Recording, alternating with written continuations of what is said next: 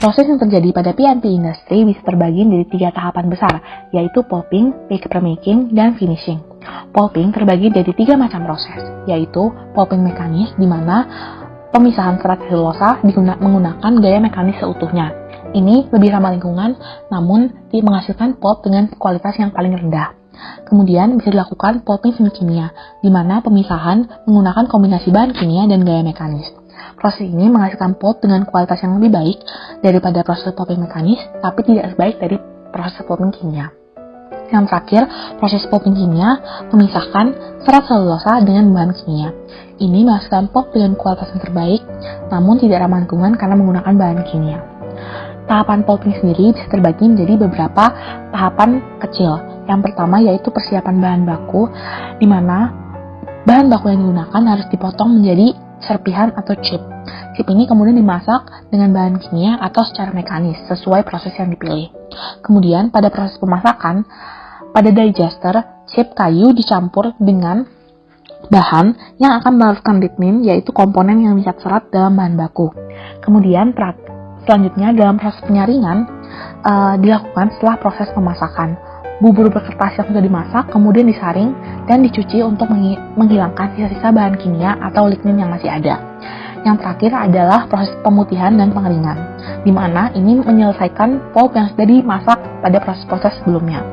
Selanjutnya, setelah mendapatkan pulp, bahan ini dicampur dengan bahan-bahan lain seperti air atau bahan kimia tambahan untuk masuk ke proses papermaking.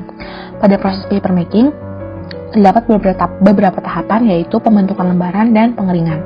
Setelah papermaking selesai, akan dilakukan proses finishing, di mana bahan kimia diberikan untuk menjaga ketahanan kertas dan dilakukan pemotongan dan kertas dikemas. Karakteristik air limbah yang umum dihasilkan dari industri pulp and paper dapat dievaluasi dengan beberapa metode. Pertama, BOD, Biochemical Oxygen Demand, adalah ukuran jumlah oksigen yang dibutuhkan oleh mikroorganisme untuk mengurai bahan organik. Metodenya dengan mengambil sampel mikroorganisme, dilarutkan, diinkubasi, dan diamati konsentrasi oksigen pada hari yang berbeda. Selanjutnya ada Chemical Oxygen Demand atau COD, adalah ukuran jumlah oksigen yang dibutuhkan untuk mengoksidasi bahan organik secara kimiawi. Pencampuran senyawa organik dengan larutan dikromat, lalu untuk kelebihan kalium dikromat diukur menggunakan cara titrasi. Karakteristik terakhir Total Suspended Solid atau TSS, pengambilan sampel berupa lumpur, besi, atau zat lain. Metode pengukurannya adalah dengan memfiltrasi sampel dengan filter vakum, lalu padatan yang terfiltrasi tersebut diukur dengan metode gravimetri.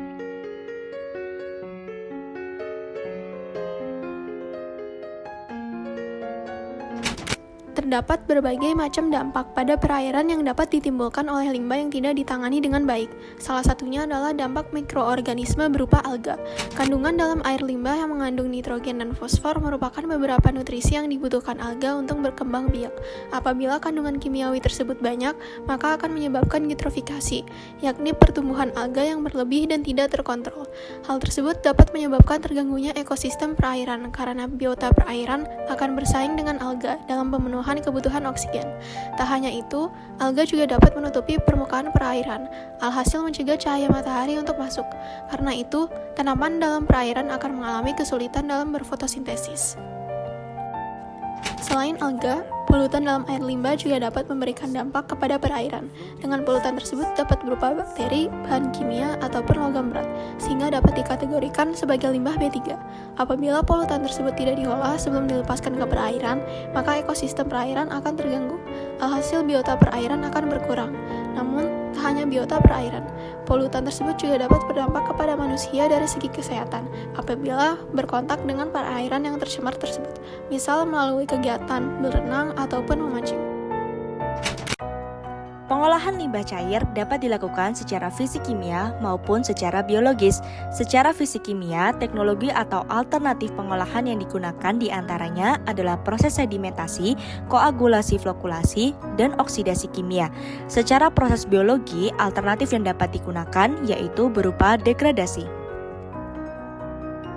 Gambaran tentang instalasi pengolahan air limbah atau IPAL yang tepat untuk menangani air limbah dari industri pembuatan kertas yaitu yang pertama, prasedimentasi. Prasedimentasi merupakan alat yang digunakan untuk menyimpan suspensi yang terdapat pada air limbah sebelum masuk ke bak ekualisasi. Bangunan prasedimentasi direncanakan berbentuk rektangular. Yang kedua, bak ekualisasi. Bak ekualisasi berfungsi untuk meratakan aliran dan beber air limbah sebelum masuk ke pengolahan fisik-kimia dan biologis. Bak ekualisasi berfungsi sebagai bak penampung air limbah pada unit selanjutnya dan dapat berlangsung secara kontinu. Pada bak ekualisasi terdapat pompa. Pompa digunakan untuk mengalirkan air limbah dari bak ekualisasi ke unit selanjutnya. Jenis pompa yang digunakan adalah pompa submersible non-clogging. Yang ketiga, terdapat bak pengaduk cepat, pengaduk lambat, sedimentasi. Bangunan pengadukan cepat, pengadukan lambat, dan sedimentasi didesain menjadi satu kesatuan untuk mempermudah perawatan. Bangunan pengadukan cepat, pengadukan lambat berfungsi untuk mendispersikan koagulan atau koagulasi dan membentuk vlog atau flokulasi agar dapat diendapkan di bak sedimentasi. Pada proses koagulasi flokkulasi digunakan jenis dua koagulan yaitu PAC atau polyaluminium klorid dan MgO atau magnesium oksida. PAC dipilih karena dapat bekerja pada pH yang tinggi dan harga relatif mudah. MgO selain berfungsi sebagai koagulan juga berfungsi menaikkan pH larutan sehingga memungkinkan terjadinya presipitasi logam timbal dalam air limbah. Dosis koagulan yang digunakan untuk PAC dan magnesium oksida secara berturut-turut adalah 250 mg per liter dan 35 mg per liter. Proses koagulasi didesain menggunakan terjunan. Terjunan dalam proses koagulasi digunakan karena mudah dalam perawatan. Proses koagulasi menggunakan sistem pengadukan dalam sekat berlubang. Bak pengadukan lambat didesain dengan gradien kecepatan menurun dengan tujuan agar vlog yang terbentuk tiap mudah pecah dan dapat diendapkan dengan baik dalam bak pengendapan. Bak sedimentasi berfungsi mengendapkan vlog dari proses koagulasi flokkulasi. Bak sedimentasi didesain berbentuk rektangular. Dalam desain, bak sedimentasi juga perlu mempertimbangkan 4 zona seperti pada bak pre-sedimentasi. Yang keempat, terdapat filter karbon aktif. Filter karbon aktif berfungsi menyisihkan warna pada air limbah yang belum bisa disisihkan melalui proses koagulasi flokkulasi. Selain itu, filter karbon aktif juga berfungsi menyisihkan zat organik dalam air limbah. Hal ini disebabkan karena dalam filter karbon aktif terjadi proses absorpsi sehingga padatan dalam air limbah dapat terserap ke dalam pori karbon. Desain filter karbon berbentuk kolom absorpsi. Yang kelima yaitu anaerobic bevel reactor, anaerobic biofilm reactor.